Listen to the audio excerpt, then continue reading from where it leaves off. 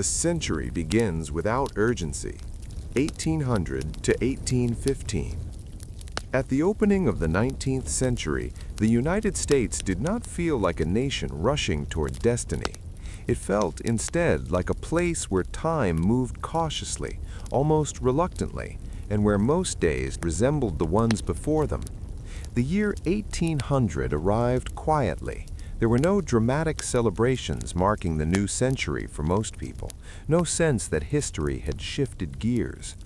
For farmers, shopkeepers, clerks, and families spread thinly across towns and countryside, the turning of the calendar meant very little. Winter still came when it always had, daylight still faded early, and the routines of life continued without interruption. Communication was slow, and this slowness shaped how people understood the world. News traveled at the speed of horses, riverboats, and walking messengers. A letter sent from Virginia to Massachusetts might take weeks to arrive, if it arrived at all. Newspapers were filled with information that was already old by the time it reached readers. Events that today might spark immediate reaction instead drifted slowly into public awareness, softened by time and distance. For many Americans, national politics existed as distant rumors rather than urgent concerns. Travel was equally restrained. Roads were uneven, muddy in spring, dusty in summer, and often impassable in winter. Most people rarely traveled more than a few miles from their homes.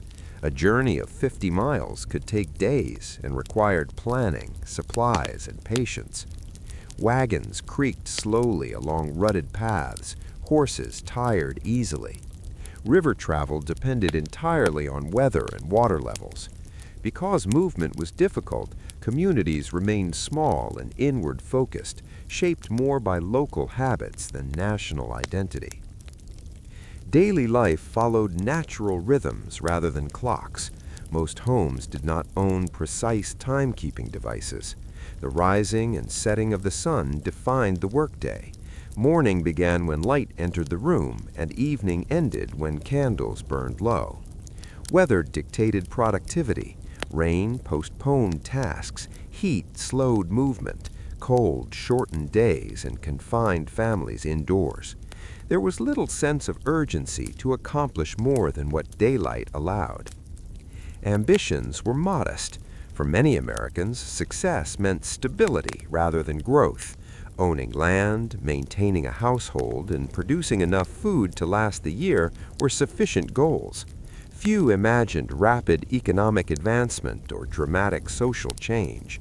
The future was something to endure patiently, not to accelerate. Improvements came gradually, often unnoticed until years had passed. In towns, life unfolded in predictable patterns. Shops opened at roughly the same hours each day. Goods were limited and familiar. Customers knew the shopkeepers by name. Transactions were unhurried, sometimes paused by conversation about the weather or local events. There were no crowds rushing to consume, no sense of competition for time. Business moved at the pace of personal interaction. Rural life was even slower. Farms required constant attention, but the work itself followed seasonal repetition. Plowing, planting, tending, harvesting. Each task returned year after year in the same order. Innovation existed, but it spread slowly. Tools were repaired rather than replaced. Methods passed from parent to child without much alteration. Progress was incremental and rarely exciting. The federal government, though newly established, felt distant to most citizens. Washington, D.C. was still a developing city, sparsely populated and lacking the grandeur later generations would associate with it. Decisions made there took time to affect daily life elsewhere. Laws were enforced unevenly. The presence of the state was light, sometimes barely noticeable beyond taxes and mail delivery. Political debates occurred, but they lacked immediacy for the average person. Elections were events spaced years apart, not constant spectacles. Many people were only loosely aware of who held office or what policies were being discussed. Political loyalty was often inherited rather than argued. Disagreements unfolded slowly through letters, speeches, and editorials that circulated gradually. Education was limited and informal for most Americans. Schools existed, but attendance was irregular. Children often learned basic reading and arithmetic before returning to farm or household work. Books were scarce, shared, and reread repeatedly. Knowledge expanded slowly, absorbed over years rather than consumed rapidly. Learning was quiet and practical. Even leisure was subdued. Entertainment consisted of conversation, church gatherings, occasional fairs, and community events. Music was live and local. Stories were told repeatedly, becoming familiar rather than thrilling. Silence was common and accepted. Long stretches of time passed without notable events. Religion provided structure but not urgency. Church attendance followed weekly patterns. Sermons were lengthy, calm, and repetitive. Faith reinforced patience, endurance, and acceptance rather than dramatic transformation. Moral life emphasized steadiness over excitement. Between 1800 and 1815, change did occur, but it unfolded without haste. Population grew gradually. Settlements expanded westward at a measured pace. The Louisiana Purchase doubled the nation's size, yet for most people it remained an abstract concept rather than an immediate reality. Vast lands existed on maps long before they influenced everyday experience. The War of 1812 interrupted this quiet period, but even war moved slowly by modern standards. Information about battles arrived late. Many communities felt little direct impact. Life continued much as before, punctuated by occasional news of conflict that felt distant and indistinct. The war ended without a dramatic sense of resolution for most Americans, folding quietly back into routine. By 1815, the United States remained a country defined by patience. The tempo of life was slow, shaped by geography, technology, and habit. The century began not with urgency, but with continuity. Days resembled one another, years passed without sharp dividing lines. Progress existed, but it whispered rather than shouted. This early 19th century America was not a land rushing toward modernity. It was a place content to move forward one careful step at a time, guided by daylight, weather, and long-established routine. History during these years did not announce itself loudly. It accumulated quietly in ordinary days that passed without demanding attention. Work that repeated itself every day. In the early and middle decades of the 19th century, work in the United States was defined less by ambition and more by repetition.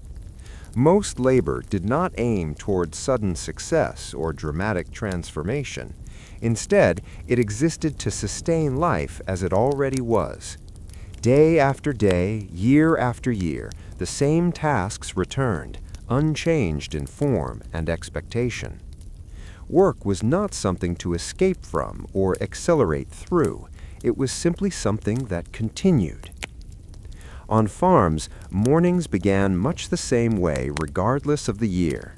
The light came first, gradually filling the space between night and day. Farmers rose when visibility allowed them to see what needed to be done. Animals required feeding. Fences needed checking. Tools had to be located where they had been left the day before. These actions were not new.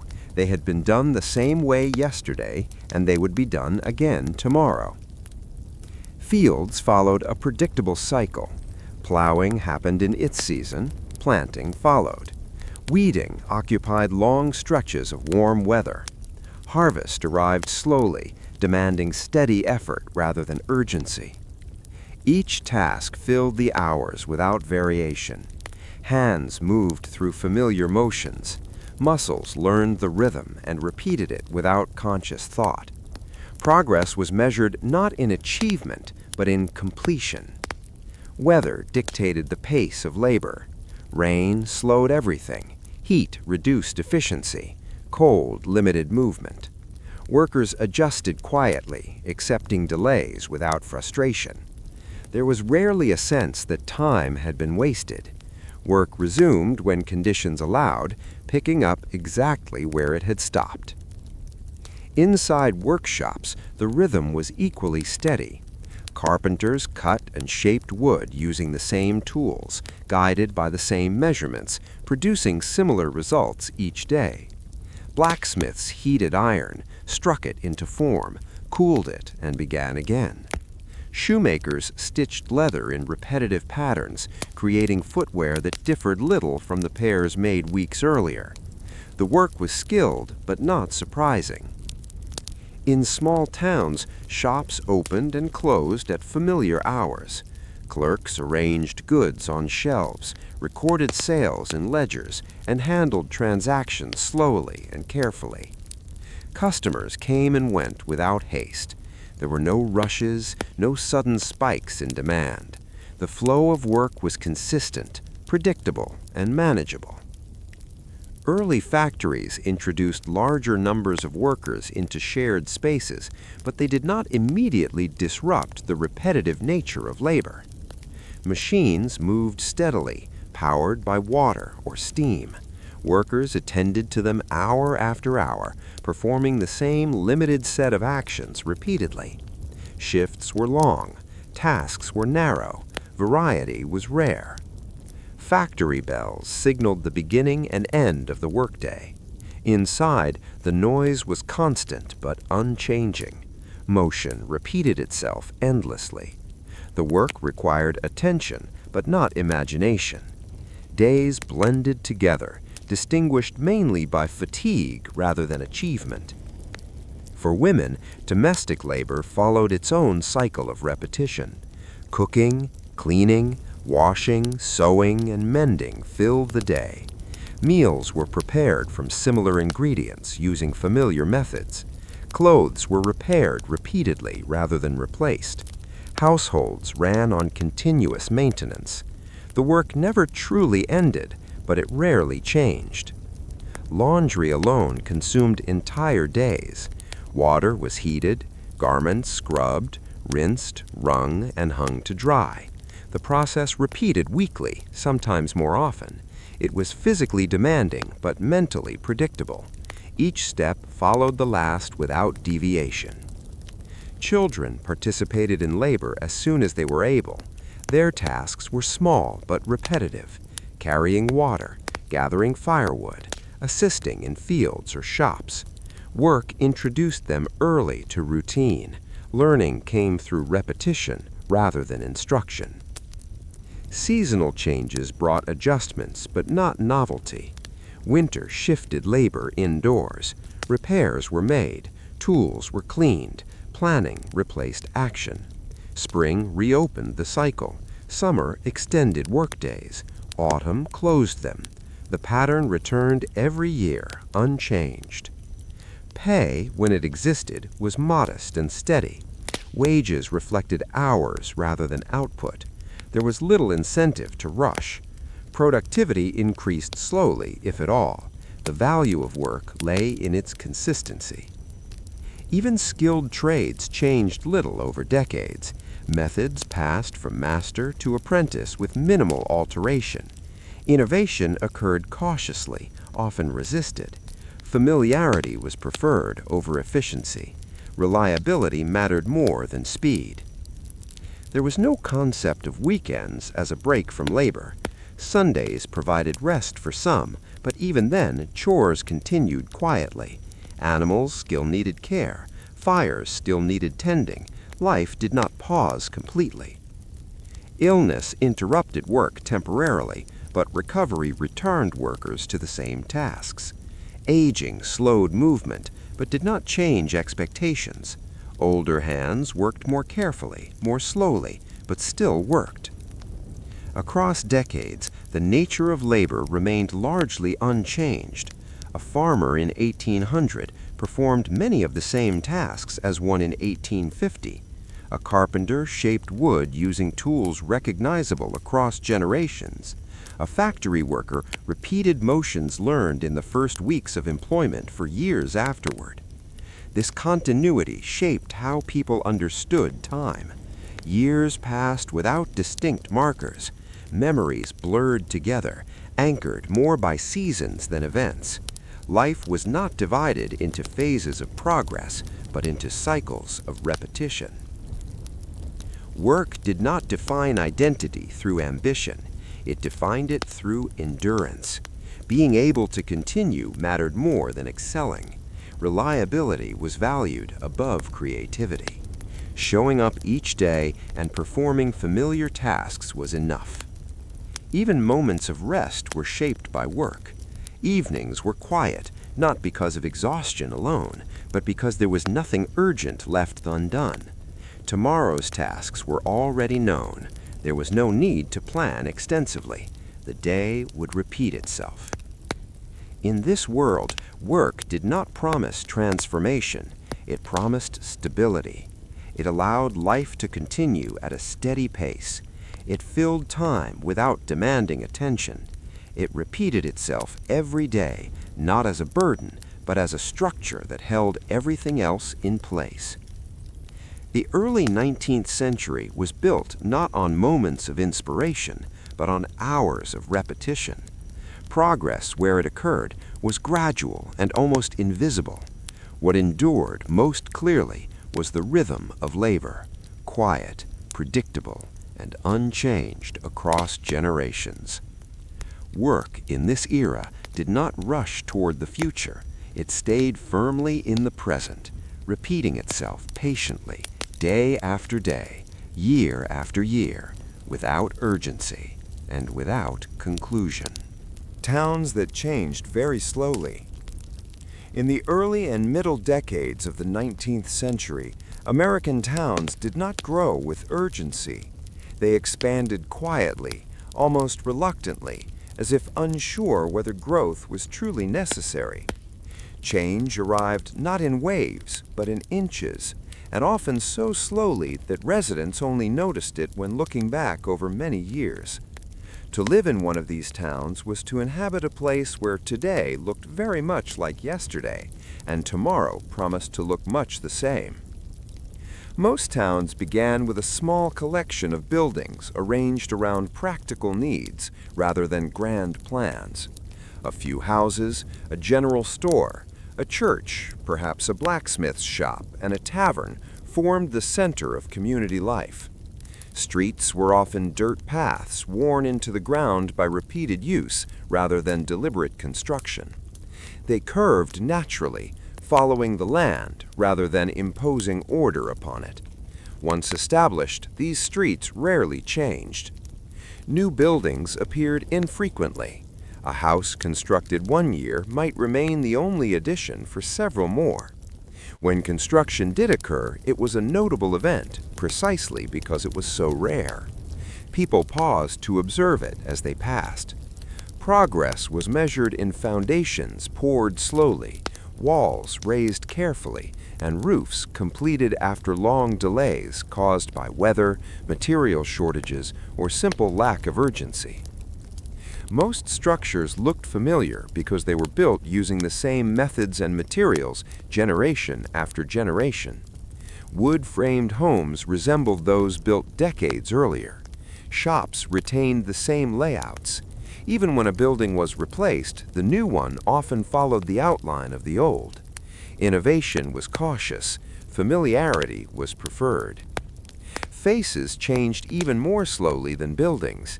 Children grew taller almost imperceptibly. Adults aged gradually, their appearances shifting so subtly that no single day marked the change. Gray hair appeared quietly. Movements slowed without announcement. People who had always stood behind the same counters continued to do so, year after year, until someone eventually noticed that they were no longer young. Townspeople knew one another not through formal introductions, but through repetition. Seeing the same individuals on the same streets at the same hours created familiarity without effort. Relationships formed quietly and endured without much alteration. Newcomers were rare and noticed immediately. Their arrival disrupted the visual memory of the town more than any new building ever could. The streets themselves remained largely unchanged. Ruts formed where wagon wheels passed repeatedly. Dust gathered in dry weather and settled slowly. Mud appeared after rain and disappeared gradually. Repairs were minimal. The condition of the road was accepted rather than improved. There was little expectation that streets should become smoother or straighter over time. Shops retained their arrangements for decades. Goods shifted slightly, but the counters remained where they had always been. Shelves held similar items year after year. Signs faded slowly rather than being replaced. Customers navigated these spaces by memory rather than signs or directions. Churches stood as anchors of continuity. Their schedules changed little. Sermons followed familiar patterns. Congregations aged together. Repairs were made only when necessary. Additions were rare. A church built early in a town's history often remained unchanged for generations, its presence reassuring in its permanence. Public spaces evolved almost invisibly. A tree planted near the square grew slowly, its shade expanding year by year. Benches appeared one at a time. A fence was repaired rather than replaced. There were no sudden redesigns. Improvement happened quietly, without ceremony. Economic activity followed the same gradual pattern. A new business might open, but often only after another closed. Growth replaced absence rather than adding to abundance. Prosperity did not announce itself loudly. It appeared in small comforts, slightly better tools, marginally improved clothing, or the ability to repair rather than endure. Town boundaries shifted slowly as well. A house built just beyond the original edge might years later be considered part of town. No one marked the change officially, it simply became accepted. Expansion occurred through use rather than planning.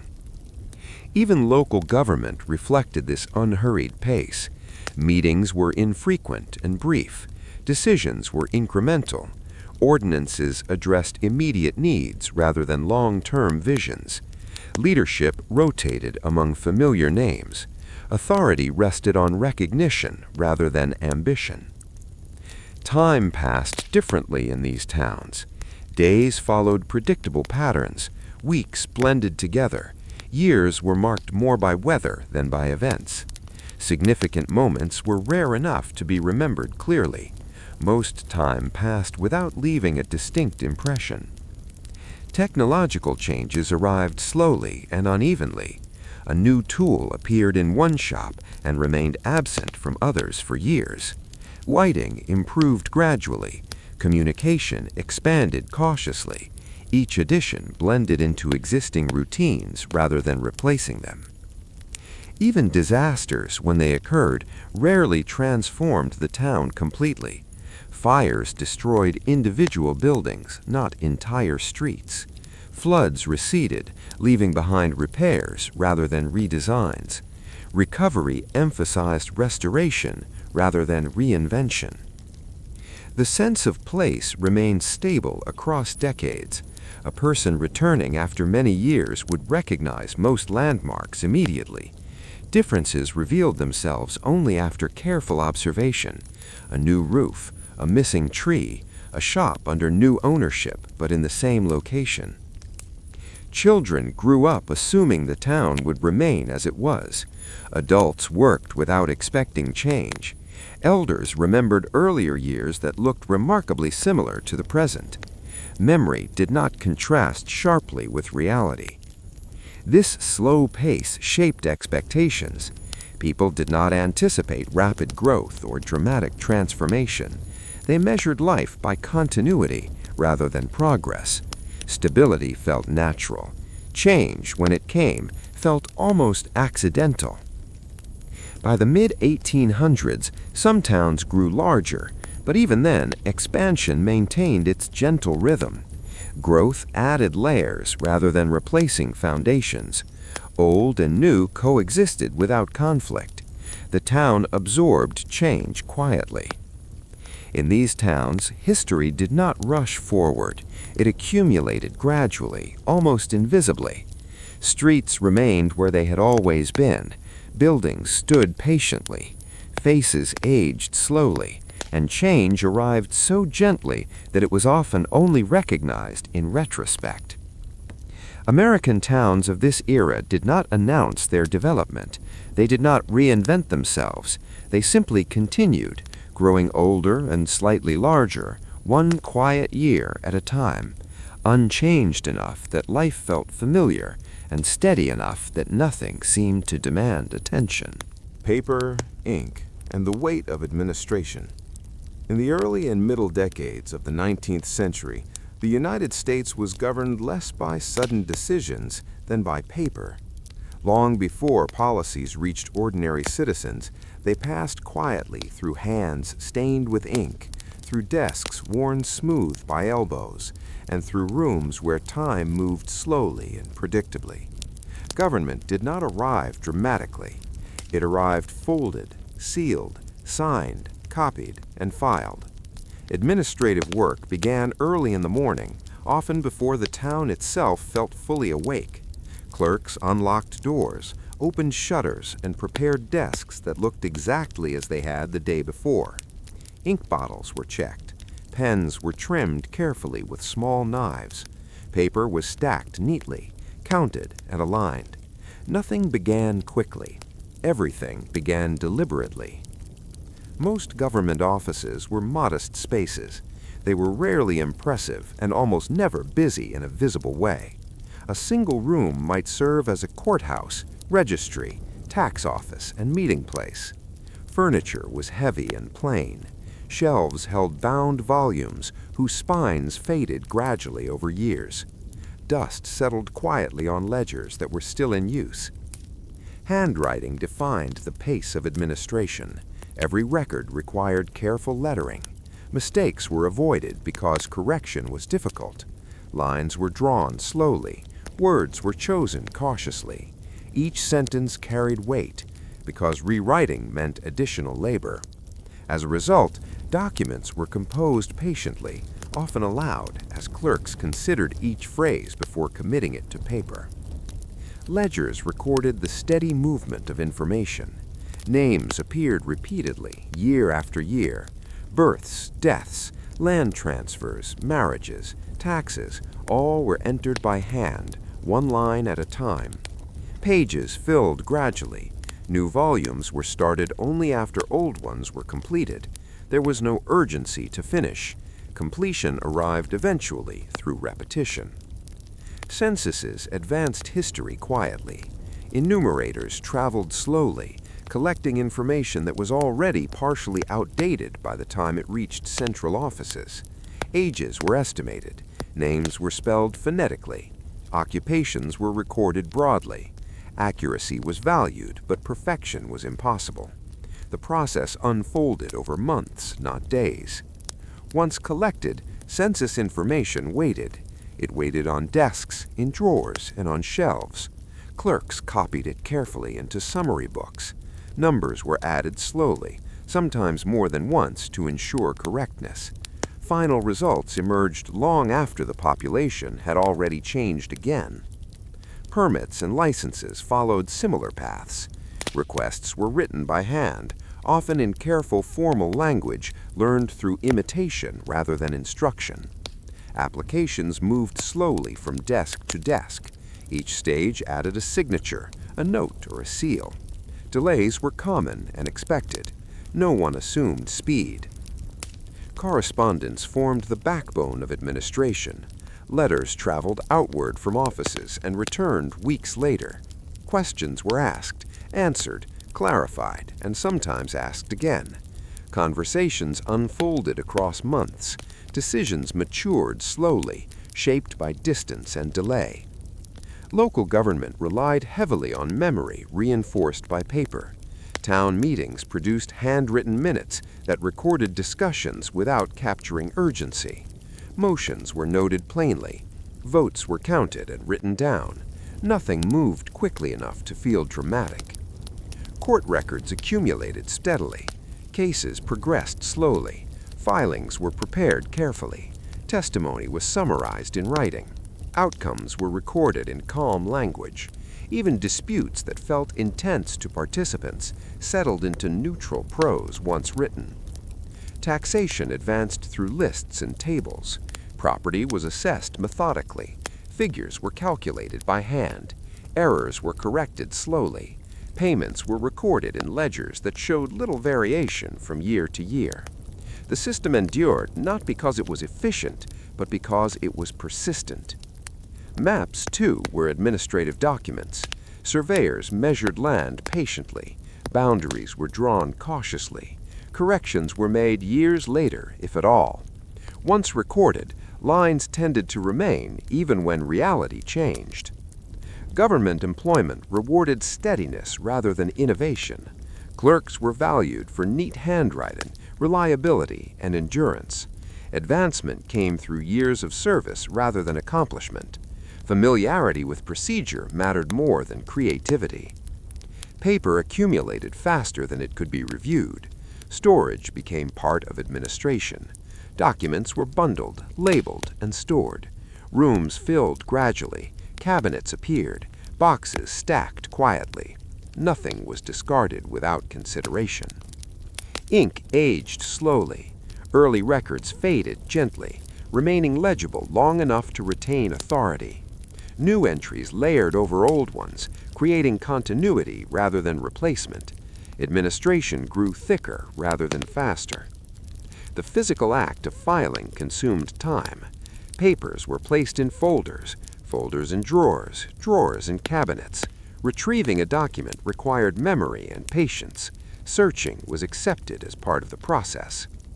Authority rested not in dramatic orders, but in written confirmation. A decision was not real until it existed on paper. Verbal agreements were temporary. Written ones endured. As a result, much of government energy focused on producing documents rather than acting upon them. Delays did not signal failure. They were expected. Waiting became an administrative skill.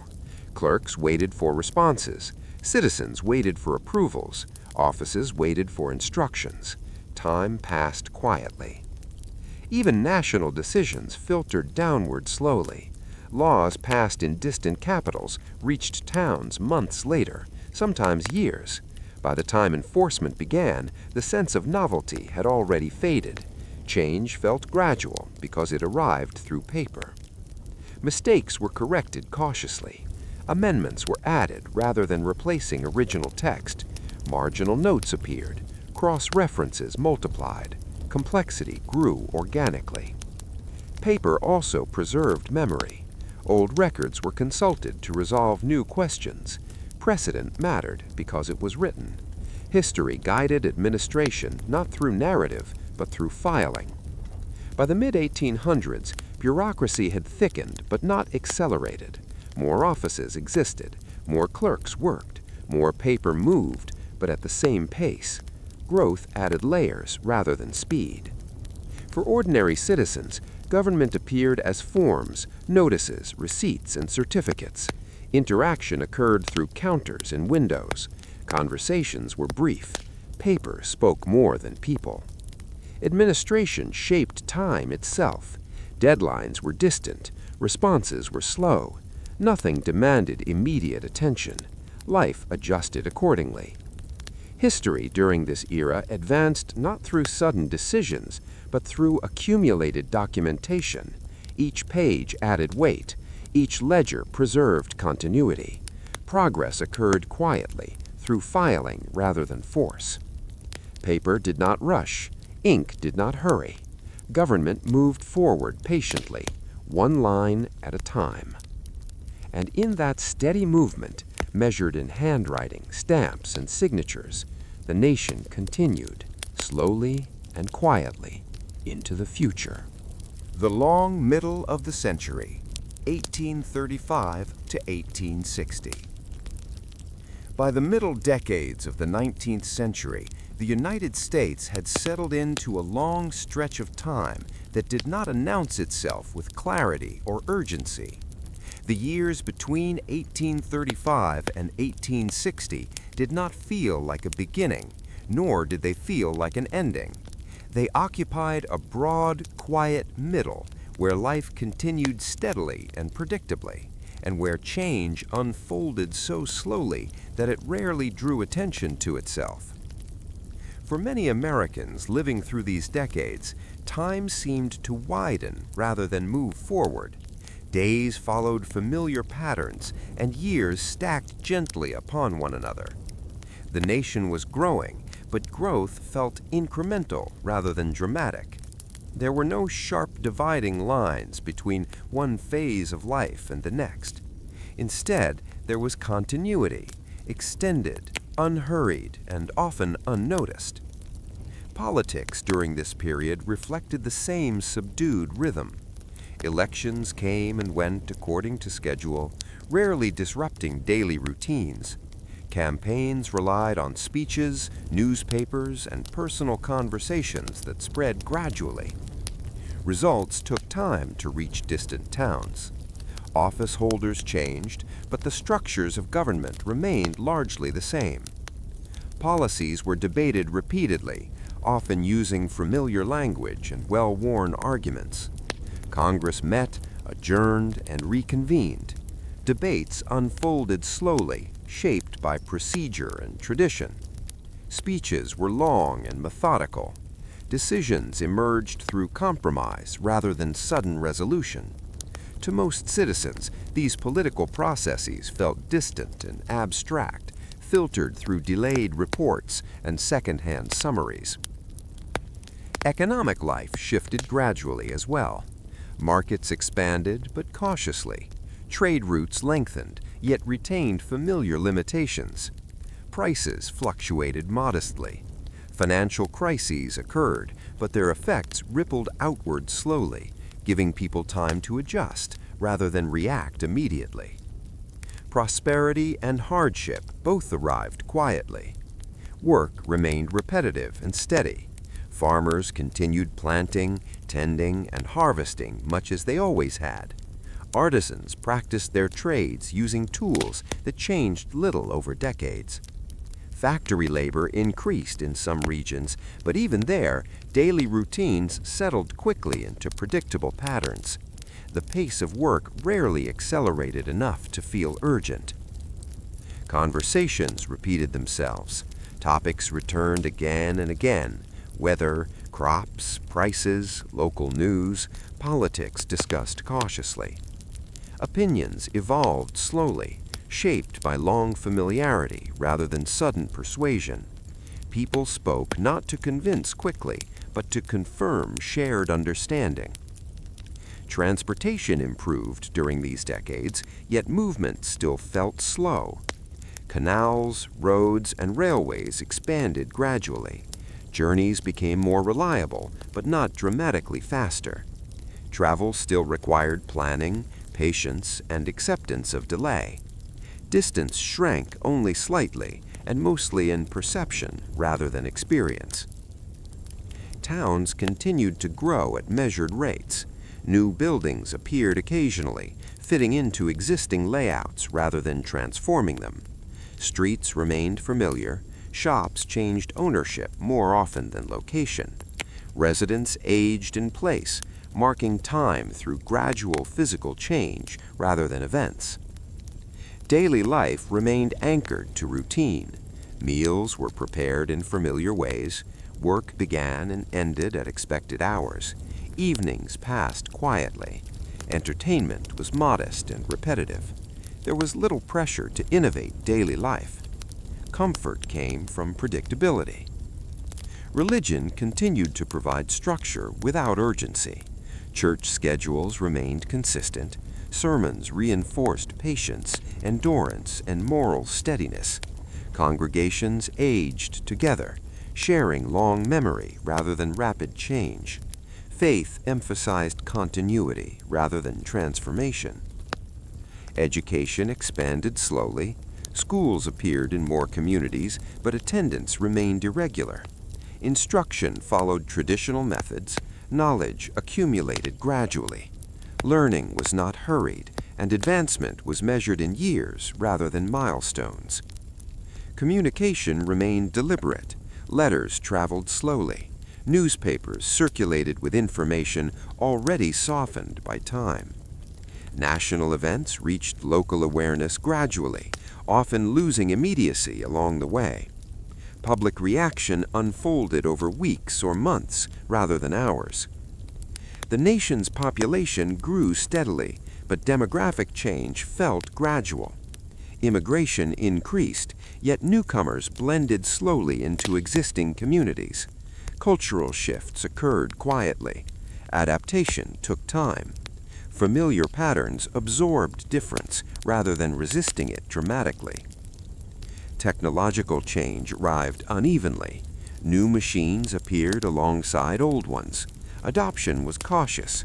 Innovation layered onto tradition rather than replacing it.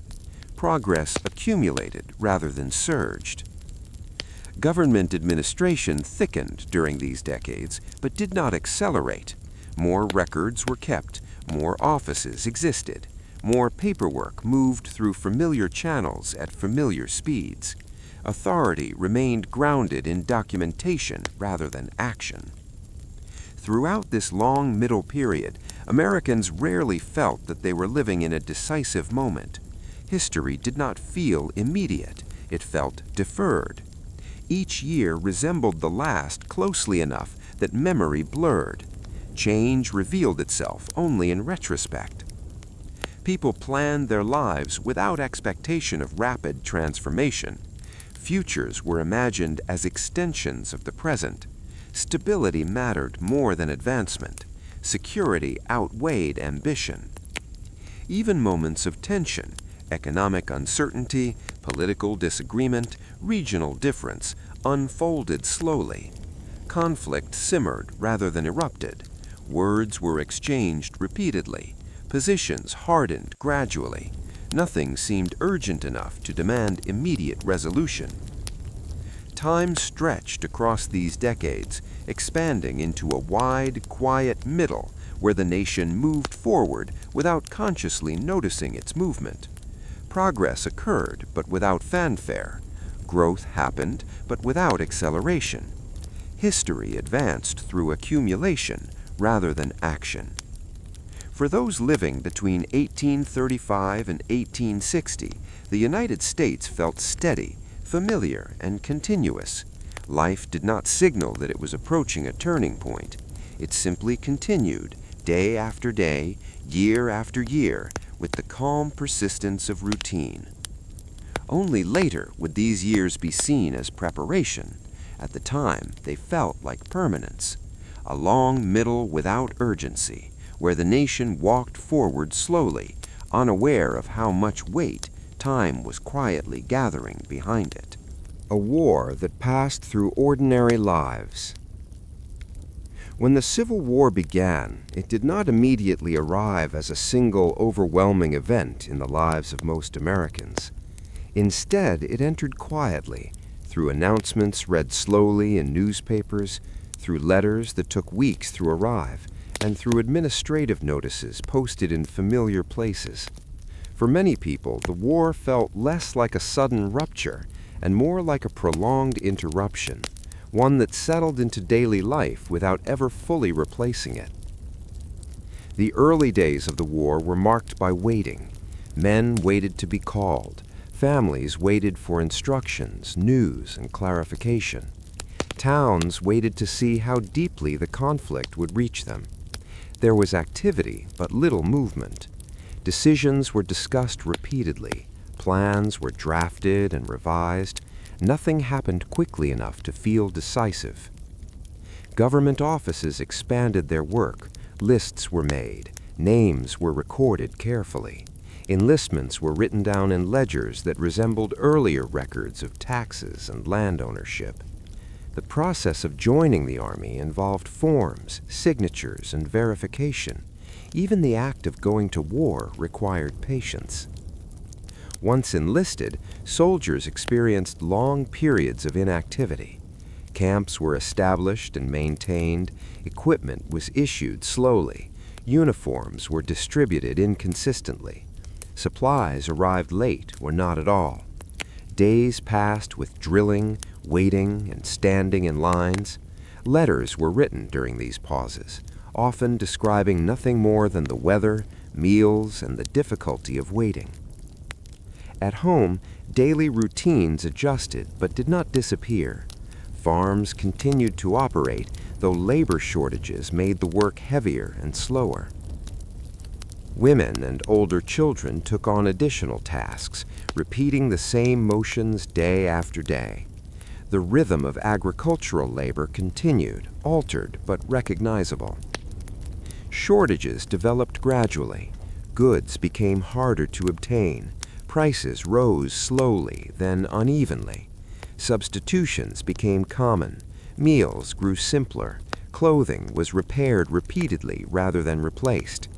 These changes accumulated quietly, felt more as inconvenience than crisis. Communication remained slow.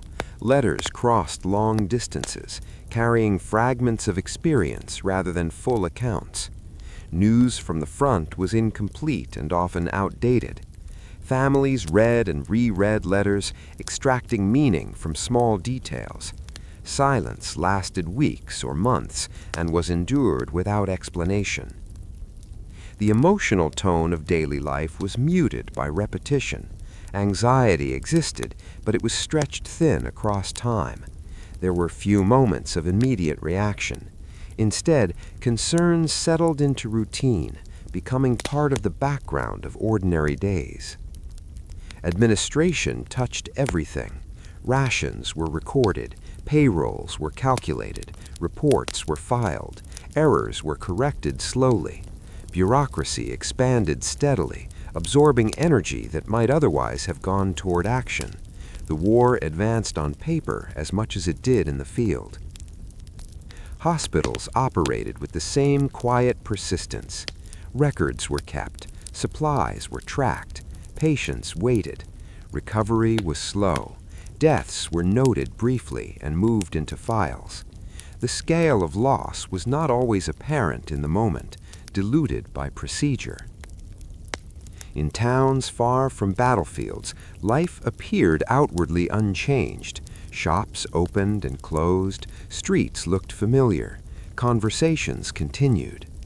The war existed as an ongoing condition rather than a constant topic.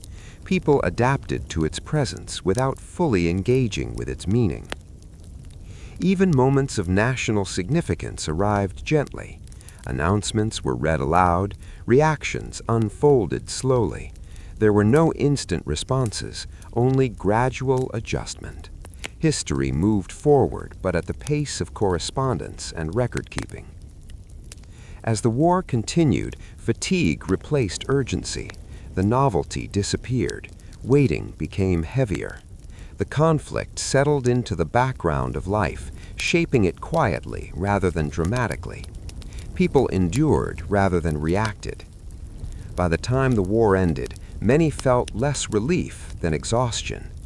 Returning soldiers re-entered routines that had continued without them. Records were updated, payments were processed, widows filed claims.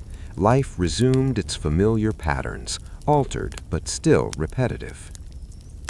The Civil War passed through ordinary lives not as a series of dramatic moments, but as a long accumulation of delays, shortages, paperwork, and waiting. It was experienced less through battles than through absence, repetition, and administrative process. For many, the war did not feel like history while it was happening. It felt like time passing slowly, heavily, and without resolution. And when it ended, life did not transform suddenly. It continued, quietly, imperfectly, and tired, much as it had before. Reconstruction and the habit of endurance. When the Civil War ended, it did not conclude with a clear sense of closure for most Americans. Instead, it dissolved slowly into the years that followed, leaving behind damaged systems, altered lives, and a nation that had to continue functioning despite uncertainty. Reconstruction did not feel like a new beginning. It felt like a long continuation of effort, marked by fatigue rather than hope, and by routine rather than inspiration. The immediate post-war period was defined by administration. Governments at every level produced forms, regulations, notices, and instructions. Offices expanded their record-keeping. Claims were filed. Land ownership was reviewed. Military oversight required reports and correspondence. The end of war increased paperwork rather than reducing it. Peace arrived on paper before it arrived in daily life. Many communities returned to familiar rhythms out of necessity rather than choice. Fields needed tending, shops needed opening, roads needed repair. There was little time for reflection. The work of survival resumed quickly, not because wounds had healed, but because routine provided structure when direction was unclear. Rebuilding occurred slowly. Destroyed buildings were repaired one at a time. Materials were scarce. Labor was inconsistent. Projects extended across years, sometimes decades. There was no coordinated rush to restore what had been lost. Progress unfolded in small, incremental steps that were often barely noticeable. For formerly enslaved people, freedom arrived alongside a dense framework of rules, contracts, and supervision. Paperwork defined opportunity. Employment agreements were written, revised, and enforced unevenly. Rights existed formally, but their application was slow, inconsistent, and often exhausting to pursue. Daily life required careful navigation of new systems rather than celebration. Former soldiers returned to civilian life gradually. Some came home quickly, others arrived months later. Many carried injuries or fatigue that altered their ability to work. Pension applications required documentation. Proof of service had to be provided. Payments were delayed. Recovery was measured in forms processed rather than conditions improved. Local governments adjusted to new responsibilities. Regulations were issued, modified, and reissued. Enforcement varied. Officials relied heavily on precedent and documentation. Decisions moved slowly through committees and offices. Change was managed cautiously, often conservatively, through procedure rather than vision. Economic recovery lacked momentum. Markets reformed unevenly. Credit was limited. Investments were cautious. People repaired what they had instead of replacing it. Consumption remained modest. Growth occurred, but without acceleration. Stability mattered more than expansion. Social relationships adapted quietly. Old hierarchies shifted gradually. New arrangements formed slowly. Tension existed, but it unfolded through daily interactions rather than sudden confrontation. Communities absorbed change through repetition and familiarity. Education expanded during Reconstruction, but at a deliberate pace. Schools opened with limited resources. Attendance was inconsistent. Instruction emphasized order and discipline. Learning progressed steadily, without urgency. Communication remained slow. Letters continued to travel at measured speeds. News arrived late. Policies announced in distant capitals filtered into local practice gradually. Public understanding evolved over time rather than through immediate reaction. The presence of federal authority was felt most clearly through documents. Notices were posted, requirements were listed, compliance was tracked. Oversight relied on reports rather than direct action. Governance remained abstract for many citizens. Years passed without clear milestones. Reconstruction was not experienced as a defined period, but as an ongoing condition. People did not count its beginning or anticipate its end. They lived within it, adjusting quietly. Fatigue shaped behavior. Ambition softened. Expectations narrowed. The goal was not transformation, but continuity. People focused on maintaining what could be maintained. Even disagreements unfolded slowly. Debates returned repeatedly without resolution. Positions hardened over time rather than shifting suddenly. Political change occurred through gradual replacement rather than decisive reform. The landscape reflected this endurance. Ruins remained visible for years. Repairs blended old and new. Streets retained familiar outlines. Towns did not reinvent themselves, they persisted. By the late years of Reconstruction, many Americans had grown accustomed to uncertainty. Endurance became habitual. Adjustment replaced aspiration.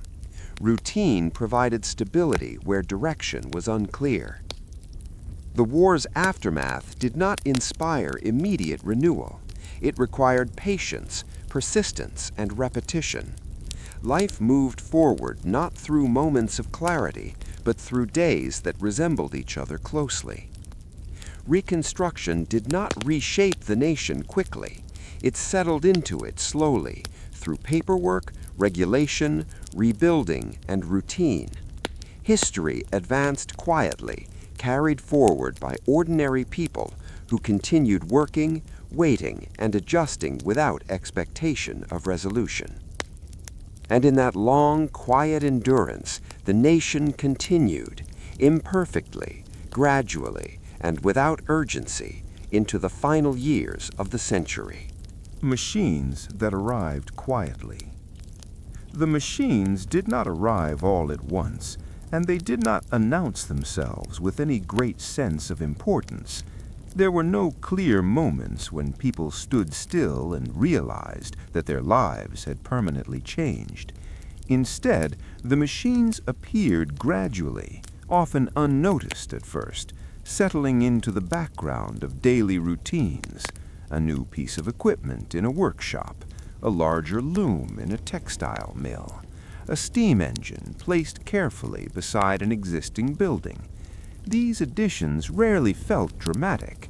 They were simply there, performing tasks in steady, repetitive motions, day after day. In the early years of the 19th century, most Americans still lived in a world defined by muscle, daylight, and weather. Work began when the sun rose high enough to see clearly and ended when darkness made further effort inconvenient. Tools were familiar and worn by hand. Progress was slow enough to be measured in seasons rather than minutes. When machines began to appear, they did not immediately replace this rhythm. Instead, they adapted themselves to it, working alongside human labor rather than overpowering it. Factories, when they first emerged, did not resemble the towering structures that would later define industrial cities. Many were modest buildings, often located near rivers or canals. Their purpose was practical rather than impressive. Inside, machines operated with predictable regularity, producing textiles, tools, or parts in quantities slightly greater than before. The sound of machinery blended into the surrounding environment, whirring belts, steady clanks, and low mechanical hums that became as familiar as the creak of floorboards. Workers adjusted without much ceremony. Tasks changed subtly.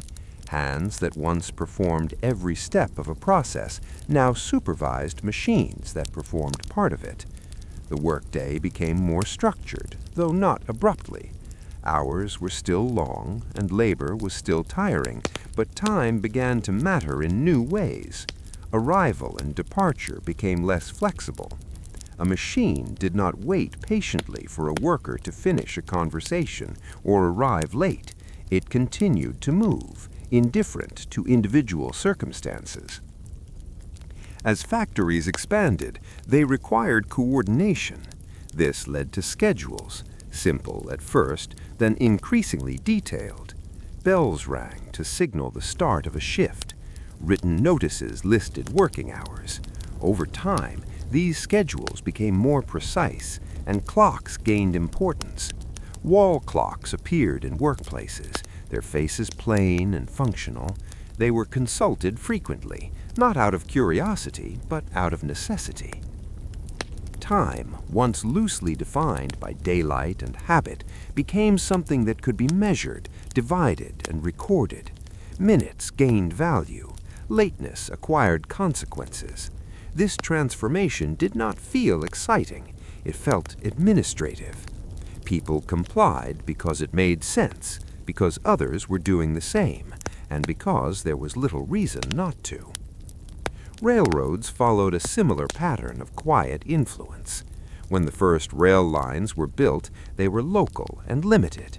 Trains moved slowly by later standards, and their routes were carefully planned to avoid steep terrain. Communities near the tracks noticed increased activity, but life did not suddenly accelerate. Instead, the railroad introduced a new kind of regularity. Train schedules were printed and posted. Times were announced, revised, and standardized. This required coordination across towns and states. Before railroads, time had been local. Noon was when the sun stood highest in the sky. With trains, noon had to be the same everywhere along the line. This led to time zones, though they were adopted gradually and without widespread discussion. Most people accepted these changes without strong feelings. A train arrived when it was supposed to arrive. A clock displayed the time that everyone agreed upon. These systems were convenient, and convenience rarely provoked resistance. The machinery behind them remained distant, managed by clerks, conductors, and engineers whose work followed established procedures. Inside factories, systems grew more complex. Production was broken into steps, each assigned to a machine or a worker. This arrangement was efficient but unremarkable. Workers performed the same motions repeatedly, day after day. Machines responded the same way each time. There was comfort in this predictability, even if it was monotonous. Over time, records were kept. Output was measured. Hours were logged. These documents were stored in ledgers, bound in plain covers, filled with neat columns of numbers. They were not intended to be read by many people. Their purpose was to exist, to provide proof that work had been done, that materials had moved from one place to another. Industrialization also influenced homes, though quietly. Manufactured goods became more common. Clothing, tools, and household items were increasingly purchased rather than made. This did not feel revolutionary. Items simply became easier to obtain. Prices were listed. Choices were made. Life continued. Lighting improved slowly. Oil lamps were replaced by gas in some areas, then by electricity much later. Each transition was gradual. Old systems remained in place while new ones were tested. People adapted without urgency. If a new method failed, the old one still worked. Communication followed a similar path of quiet influence. The telegraph shortened distances, but it did not change the pace of daily life for most people. Messages were sent, received, and recorded. Clerks copied information carefully. Mistakes were corrected through additional messages. The process required patience. Factories expanded in size, but not in drama. Buildings were extended, floors added, machines rearranged. Decisions were made in offices, written down, approved, and implemented. Change happened through meetings and paperwork rather than excitement. The presence of machines also influenced how people thought about work. Efficiency became a concept, though it was discussed in practical terms rather than philosophical ones. If something could be done faster, it was done faster. If a machine reduced effort, it was adopted.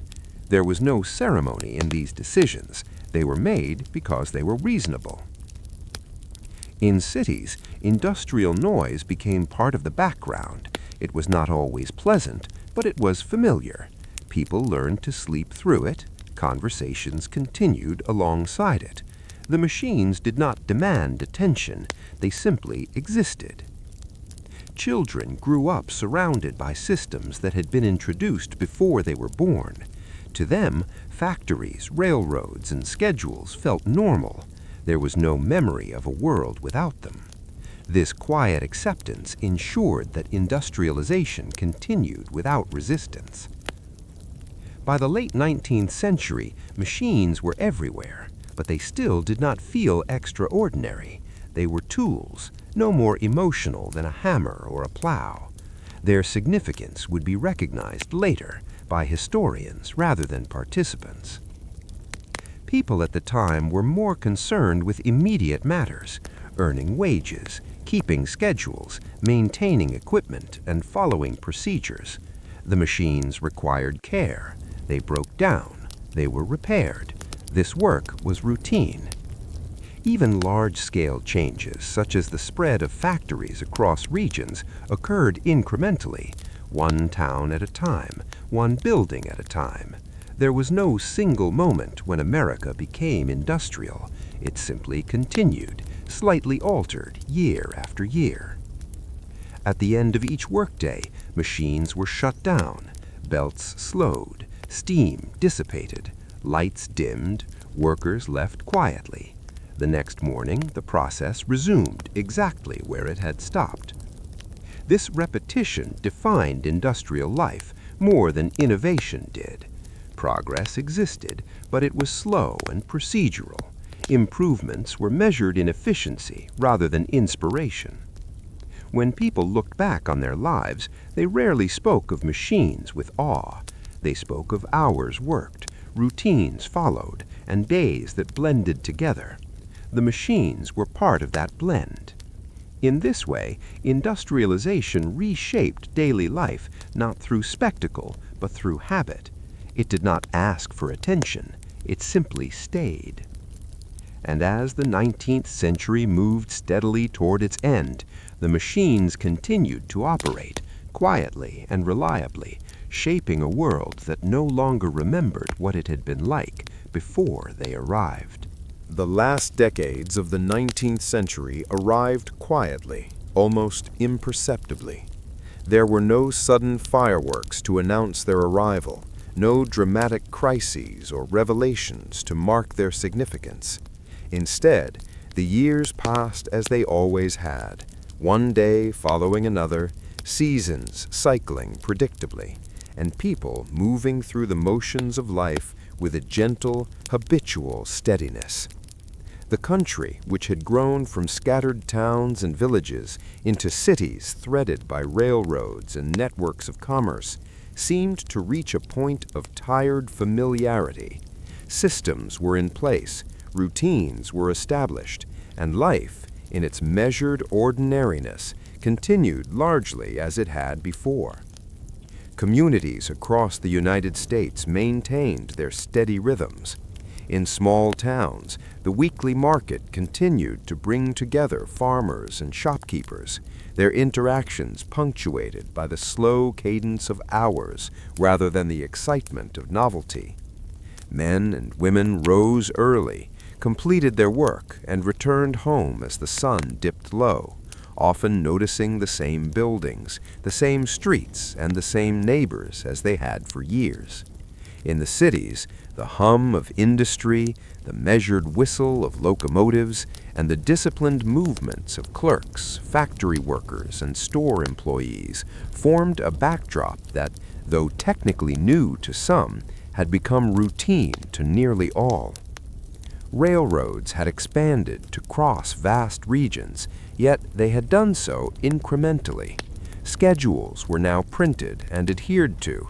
connecting cities and towns with precision that would have seemed extraordinary decades before. Yet this precision had itself become ordinary. A train arrived as expected, and passengers adjusted their days to accommodate its arrival, hardly giving it a second thought. It was a subtle reminder of order, efficiency, and continuity rather than a source of excitement. Life in the countryside retained its slow, deliberate pace.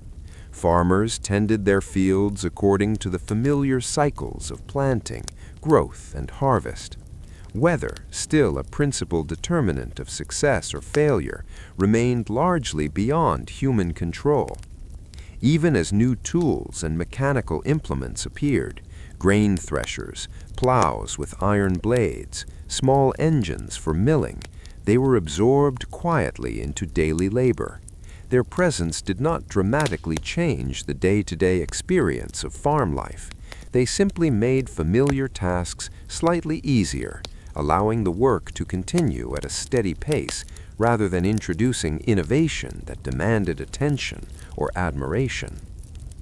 Urban centers, meanwhile, had settled into their own forms of routine. Streets were paved or cobbled, trolley cars moved along predictable lines, and city dwellers navigated familiar routes with practiced ease. Storefronts changed slowly. Shopkeepers replaced goods as needed, but most signage, window displays, and shop interiors remained consistent for years at a time. Bureaucracy, having expanded in previous decades, now functioned with a quiet regularity. Tax collection, postal services, and municipal maintenance all operated on established schedules. The paperwork and forms that had once seemed cumbersome were now simply part of the landscape, a predictable aspect of life that no one questioned or celebrated. Communication, too, had evolved steadily, reaching a state of routine. The telegraph network had become extensive, yet messages were still sparse for most citizens and were treated as practical necessities rather than sources of fascination. Letters continued to travel by horse, rail, and ship, their delivery times familiar enough to be expected, yet rarely causing anticipation. Newspapers, printed daily or weekly, chronicled events both near and far, were read diligently, but even reporting had acquired a predictable rhythm. The news, like life itself, arrived and was absorbed with minimal emotional upheaval, a series of facts integrated quietly into daily existence. Social life reflected the same sense of measured continuity. Communities organized regular gatherings, church services, town meetings, fairs, and festivals, all repeating with near clockwork reliability. Entertainment remained simple and unhurried, reading aloud in homes, attending modest musical performances, or sharing conversation on front porches.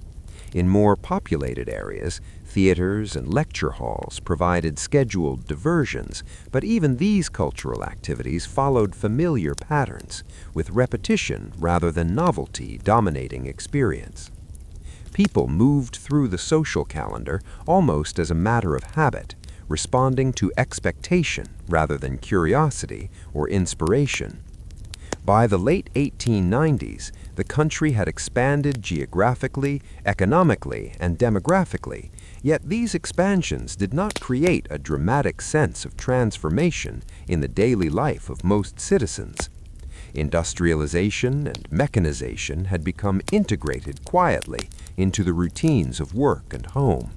Factories operated with established procedures, offices managed transactions with predictable regularity, and railroads, telegraphs, and postal services had become standard tools of connectivity. Change, while technically occurring, happened so incrementally that it did not disturb the fundamental rhythm of life. Residents could hardly notice it from day to day, much less be overwhelmed by it. Even political life, which had been tumultuous in previous decades, now seemed to follow procedural expectations more than dramatic shifts. Elections came and went, laws were debated and enacted, but most citizens experienced them indirectly. Local governance and national politics existed in forms that were largely bureaucratic and formal, and while some individuals were aware of larger developments, the typical person's engagement remained moderate, quiet, and repetitive. There was a sense that the country was continuing along a path already established, that the machinery of governance was operating as intended, and that time itself would simply continue, indifferent to public awareness. The quiet nature of economic and technological growth contributed to a pervasive sense of unremarkable continuation. New factories, machines, and transportation lines were added gradually, each affecting life only slightly. Advances in education, science, and medicine progressed in methodical steps rather than leaps. Citizens experienced these developments more as incremental improvements than as revolutionary changes. Habits and systems solidified, and routines became deeply entrenched. The end of the century, therefore, felt less like a moment of reflection or achievement, and more like an extension of the ordinary, a continuation of what had been unfolding for decades. Family life maintained its accustomed regularity. Households followed schedules defined by chores, meals, and seasonal work. Children attended school when accessible, helped with labor at home or on farms, and grew accustomed to the patterns that would define their adult years. Social roles, while slowly shifting, remained largely predictable. Individuals adapted to incremental changes in work, technology, and transportation without major disruption. Life carried on in familiar cycles, with the rhythm of the day and the calendar dictating the course of personal experience. By the closing years of the 19th century, Americans were accustomed to the quiet accumulation of systems, machines, and networks that framed their existence. Streets were lit at night, shops and offices opened on schedule, factories ran their processes, and trains moved predictably along rails that crisscrossed the country. The passage of time had been measured and steady. Years could be traced in the repetition of daily tasks, seasonal labor, and community routines, rather than in grand transformations. Citizens recognized the continuity of life, rather than its drama. In retrospect, the end of the century seemed eventful. There were no singular triumphs, no dramatic revelations, no sudden shifts that could define the moment. Instead, there was a pervasive sense of completion without closure. The systems, habits, and routines that had been established over decades were fully in place. People had grown accustomed to them. Society had settled into a pattern that, while efficient and orderly, lacked excitement or emotional intensity. The world felt steady, predictable, and continuous, as though time itself were a stream flowing uninterrupted, carrying life forward in its unremarkable but dependable current. And so, as the 19th century drew to a close, America did not end with a flourish or a grand declaration of achievement. Instead, it ended as it had lived, in quiet persistence, in the repetition. Machines that arrived quietly. The machines did not arrive all at once, and they did not announce themselves with any great sense of importance. There were no clear moments when people stood still and realized that their lives had permanently changed. Instead, the machines appeared gradually, often unnoticed at first, settling into the background of daily routines. A new piece of equipment in a workshop, a larger loom in a textile mill, a steam engine placed carefully beside an existing building. These additions rarely felt dramatic. They were simply there, performing tasks in steady, repetitive motions, day after day. In the early years of the 19th century, most Americans still lived in a world defined by muscle, daylight, and weather. Work began when the sun rose high enough to see clearly and ended when darkness made further effort inconvenient. Tools were familiar and worn by hand. Progress was slow enough to be measured in seasons rather than minutes. When machines began to appear, they did not immediately replace this rhythm. Instead, they adapted themselves to it, working alongside human labor rather than overpowering it. Factories, when they first emerged, did not resemble the towering structures that would later define industrial cities. Many were modest buildings, often located near rivers or canals. Their purpose was practical rather than impressive. Inside, machines operated with predictable regularity, producing textiles, tools, or parts in quantities slightly greater than before. The sound of machinery blended into the surrounding environment, whirring belts, steady clanks, and low mechanical hums that became as familiar as the creak of floorboards. Workers adjusted without much ceremony. Tasks changed subtly. Hands that once performed every step of a process now supervised machines that performed part of it. The workday became more structured, though not abruptly. Hours were still long, and labor was still tiring, but time began to matter in new ways. Arrival and departure became less flexible. A machine did not wait patiently for a worker to finish a conversation or arrive late. It continued to move, indifferent to individual circumstances. As factories expanded, they required coordination. This led to schedules, simple at first, then increasingly detailed. Bells rang to signal the start of a shift. Written notices listed working hours. Over time, these schedules became more precise, and clocks gained importance.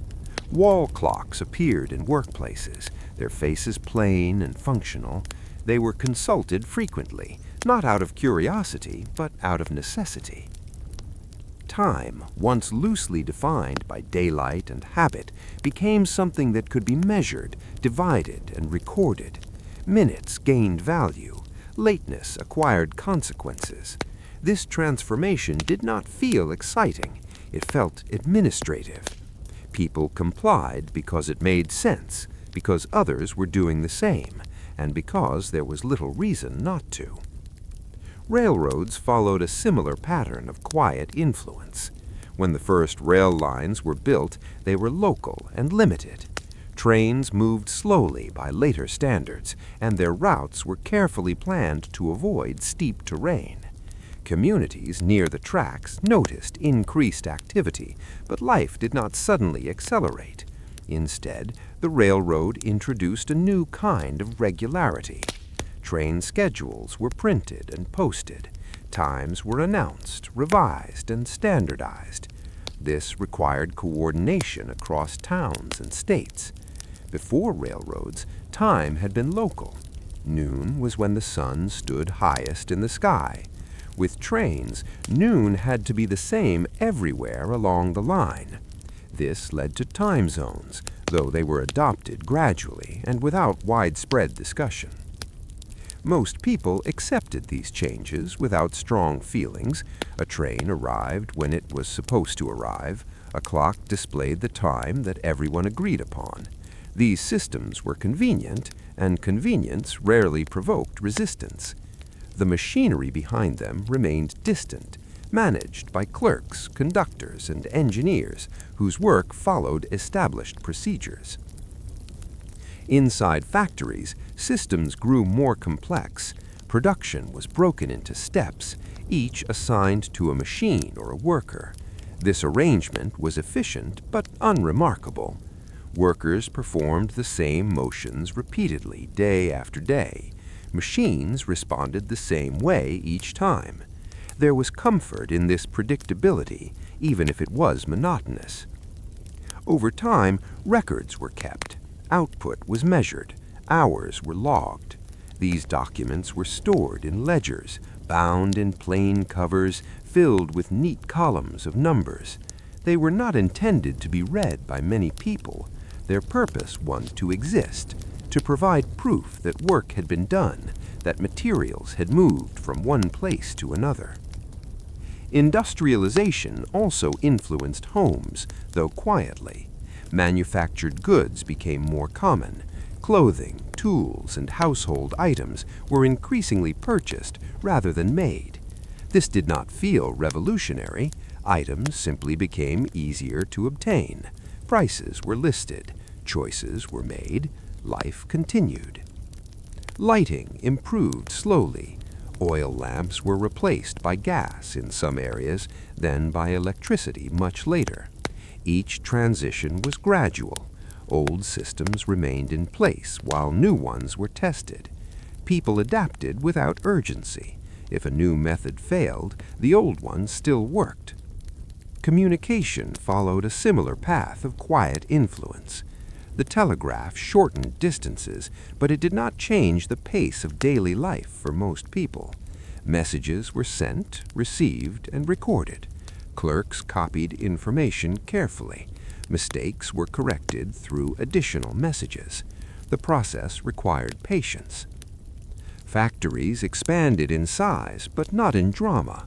Buildings were extended, floors added, machines rearranged. Decisions were made in offices, written down, approved, and implemented. Change happened through meetings and paperwork rather than excitement. The presence of machines also influenced how people thought about work. Efficiency became a concept, though it was discussed in practical terms rather than philosophical ones. If something could be done faster, it was done faster. If a machine reduced effort, it was adopted. There was no ceremony in these decisions. They were made because they were reasonable. In cities, industrial noise became part of the background. It was not always pleasant, but it was familiar. People learned to sleep through it.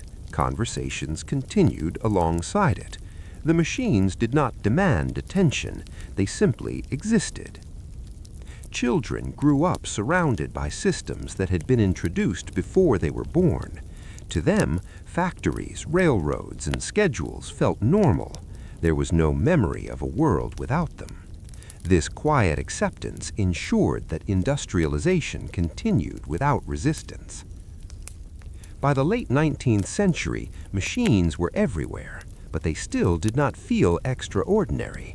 They were tools, no more emotional than a hammer or a plow. Their significance would be recognized later by historians rather than participants.